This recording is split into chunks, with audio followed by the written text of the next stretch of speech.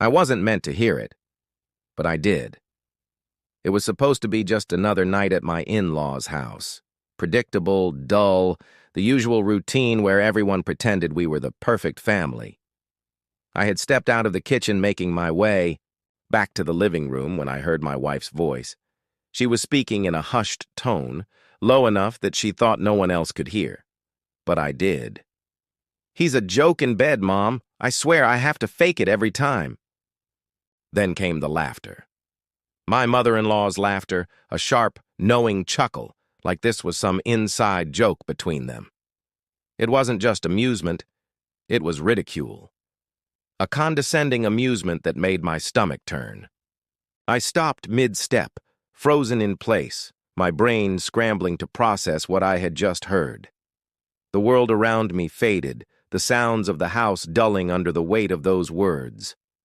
My grip tightened around the cold glass of water in my hand, but I didn't move, didn't breathe too loudly, afraid they'd realize I was standing just around the corner. I should have barged in, should have confronted her right then and there, but I didn't. Not because I was afraid of a fight, but because something told me this moment was bigger than just an argument. This was the kind of moment that changes everything, the kind you can't come back from. I listened. "Oh, honey, that's just how men are," my mother-in-law said in a dismissive tone, as if I were some unfortunate burden her daughter had to endure. "At least he's good for other things, right?" Another chuckle. Another wave of disgust washing over me. I had never thought much about my relationship with my mother-in-law before. She had always been a little cold toward me, a little condescending, but I assumed it was just her personality. I had told myself it didn't matter. She wasn't the one I married. But now, standing there, invisible to them, hearing them talk about me like I was some pitiful excuse for a man, it became painfully clear. This wasn't just a slip of the tongue. It wasn't just a careless joke. This was how they saw me, less than. Something shifted inside me, a realization, a quiet but definitive understanding that the marriage I had been holding on to, the one I had put effort into, meant something entirely different to her, to them.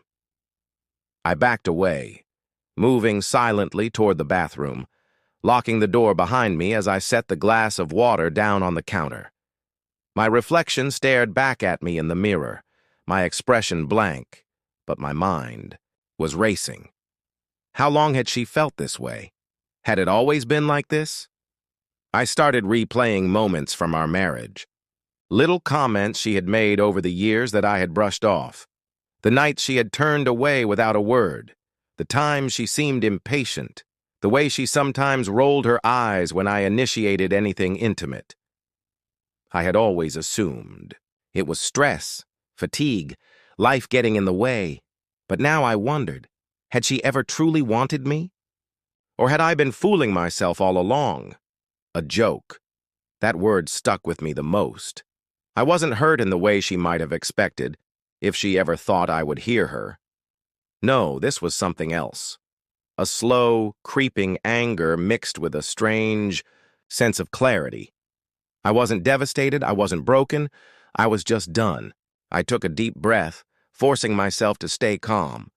There was no need to storm out of the bathroom, no need for a dramatic confrontation. Not yet. Because this wasn't just about that one moment, it was about everything. For the first time in a long time, I stopped looking at my marriage through the lens of someone desperately trying to fix it. Instead, I saw it for what it truly was. And I knew, right then and there, that things were about to change. I walked out of that bathroom like nothing had happened. Not because I was okay, far from it, but because I needed time. Time to process, to observe, to see everything for what it truly was. When I stepped back into the living room, my wife and her mother were still seated on the couch, sipping wine, laughing at something else now, as if their little moment of mockery had never happened. But I saw differently. I saw them differently.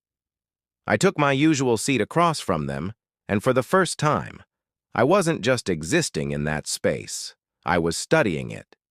My wife glanced at me briefly, her expression unreadable, then turned her attention back to her mother.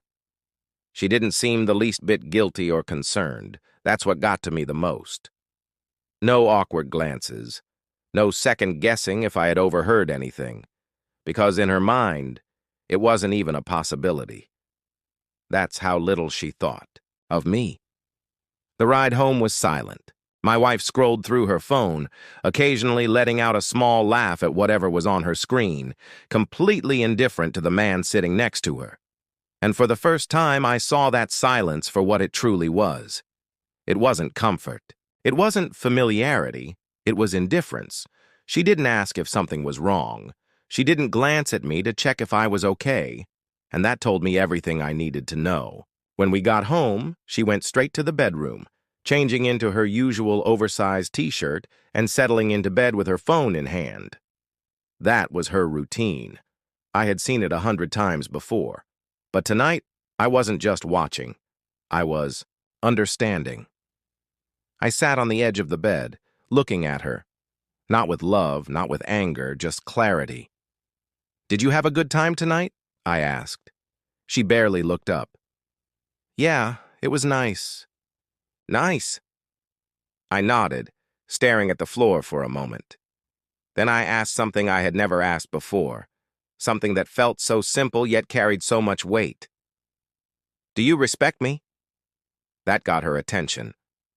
Her fingers stilled on the phone screen, and she finally looked up, not with guilt, not with concern, just confusion, like the question itself was foreign to her. "What?" She let out a short, humorless laugh. "What kind of question is that?" "A serious one." Her brows furrowed. "Of course I respect you."